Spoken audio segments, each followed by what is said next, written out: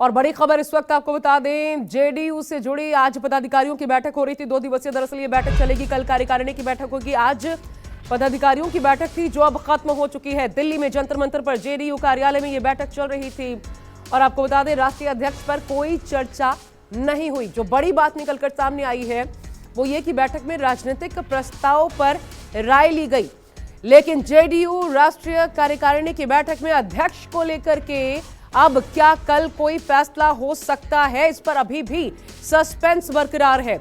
ललन सिंह का भविष्य, जेडीयू के भीतर क्या होगा, क्या कमान अब नीतीश कुमार के हाथों में होगी, सवाल अब भी बरकरार है।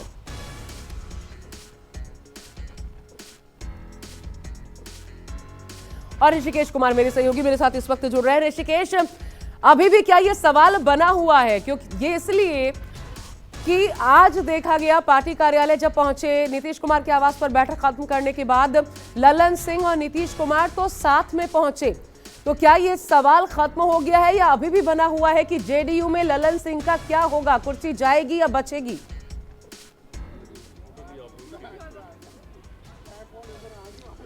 आशा, देखिए शायद इसका जवाब इस बैठक में हुआ। जब अब से बैठक के थोड़ी देर पहले निकले ललन सिंह तो फिर उन्होंने वही बात रिपीट की कि जो अटकलें और खास करके बीजेपी पर निशाना साधा कि जो बीजेपी की तरफ से प्लांट किया जा रहा है उसके लिए वो जवाबदेह नहीं है।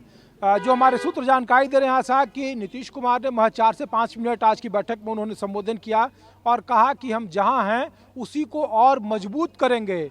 जो कार्यकारिणी की बैठक है उसमें जो राजनीतिक प्रस्ताव आएगा उस पर चर्चा की गई। कहा गया कि राजनीतिक प्रस्ताव कल आएगा और उसे हम लोग को मिलकर पारित करना है। तो जो आप सवाल पूछ रहे हैं कि क्या ललन सिंह के भविष्य को लेकर, राष्ट्रीय नेतृत्व को लेकर, तो इस तरीके का शायद कोई सवालों की अब गुंजाइश न के बराबर है। एनडीए को लेकर पहले ही कहा गया, हम लोगों ने सूत्रों के जरिए बार बार अपने दर्शकों को बताया है कि कल राष्ट्रीय कार्यकारिणी की बैठक में जब नीतीश कुमार और राष्ट्रीय अध्यक्ष बोलेंगे तो बीजेपी पर और ज़्यादा हमलावर उनका रुख होगा। जो बीजेपी का एजेंडा है, जो बीजेपी की कोशिश है कि साम दाम दंड भेद करके तरीके से किसी भी तरह से बिहार में महागठबंधन को तोड़ा जाए, उसे अलग थलग किया जाए जिससे कि चुनावी राजनीति में बीजेपी को फायदा मिला, ये बात ये मंशा जेडीयू समझती है और इसीलिए उस मंशा को किसी भी सूरत में पूरा नहीं होने देना है। इसलिए जेडीयू की कोशिश है। इसलिए छोटे से संबोधन में अगर नीतीश कुमार कह रहे हैं आज अपने पार्टी पदाधिकारियों की बैठक में कि हम जहां हैं उसी को और मजबूत करेंगे, इसका मतलब संकेत कई तरह के साफ हैं। जो अटकलें थी कि राष्ट्रीय नेतृत्व को लेकर, ललन सिंह के चेहरे को लेकर, ये सब बात आज की बैठक के बाद तो लग रहा है कि इसमें कोई गुंजाइश नहीं है, कोई दम नहीं है। ये सिर्फ और सिर्फ अटकलें थी, एक परसेप्शन क्रिएट करने की कोशिश थी। जनता दल यूनाइटेड अभी भी अपनी लकीर को और आगे बढ़ाना चाहता है। नहीं ऋषिकेश, लेकिन एक खबर ये भी सामने आई थी कि खुद ललन सिंह जब आवास पर पहुंचे थे नीतीश कुमार के इससे पहले बिहार में, जी ऋषिकेश, तो वो अपना इस्तीफा ही लेकर पहुंचे थे। एक खबर ये भी सामने आई थी।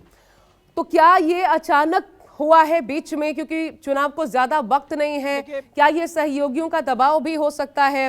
क्योंकि ये सीधा सीधा कहीं ना कहीं फायदा विपक्ष को मिलता, विरोधियों को मिलता है इसका।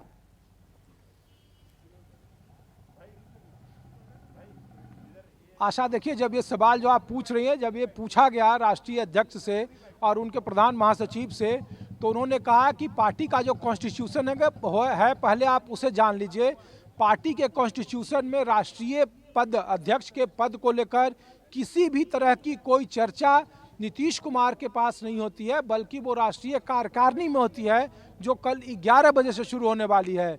नीतीश कुमार के यहाँ इस्तीफा लिखने का या पद छोड़ने का पेशकश, तो इसमें कोई दो राय नहीं है कि ललन सिंह चाहते हैं कि लोकसभा 2024 के चुनाव में वो बतौर लोकसभा में वो उम्मीदवार होंगे। लिहाजा जो इंडिया गठबंधन की बड़ी रैलियां होंगी, जो पार्टी के लिए और ज़्यादा काम करना होगा अलग अलग रैलियों में, वो उतना समय नहीं दे पाएंगे। और उन्होंने अपनी गुजारिश नीतीश कुमार को बताया था कि आप हमारी जगह पर पार्टी का खुद कमान संभाले तो बेहतर है। लेकिन इसके पीछे दूसरी तर्क और दलीलें दी जा रही थी कि पार्टी के भीतर हाल के दिनों में जिस तरीके से गुटबाजी बढ़ी है ललन सिंह के खिलाफ, और जो दूसरा खेमा है वो पार्टी को ज़्यादा से ज़्यादा नुकसान न पहुंचा पाए, इसके लिए नीतीश कुमार खुद चेहरा बनना चाहते हैं और नीतीश कुमार खुद कमान संभालना चाहते हैं। जो दूसरा तर्क दिया जा रहा था।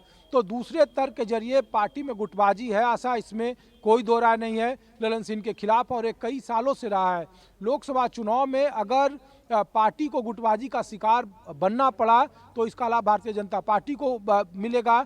और जेडीयू की कोशिश है कि जो साम दाम दंड भेद के तरीके से बीजेपी चाहती है कि गठबंधन का जो फार्मूला है वो किसी भी हद तक टूटे, या उसके लिए जो कोशिश की जा सकती है नहीं, ये सिर्फ गुटबाजी तक ऋषिकेश सीमित है, सिर्फ गुटबाजी तक सीमित है या वाकई नीतीश कुमार नाराज है? एक सवाल ये भी बनता है, क्योंकि नीतीश कुमार को ये तो खुलकर बीजेपी कहती है कि नीतीश कुमार को सपने दिखाए गए, ऐसा कुछ भी नहीं हुआ। इंडिया गठबंधन की जब बैठक हुई कि संयोजक बनेंगे या पीएम पद के उम्मीदवार बनेंगे, ये सपने तो ललन सिंह ही थे दिखाने वाले। इधर तेजस्वी यादव राज्य की कमान संभालेंगे, ये सपने भी।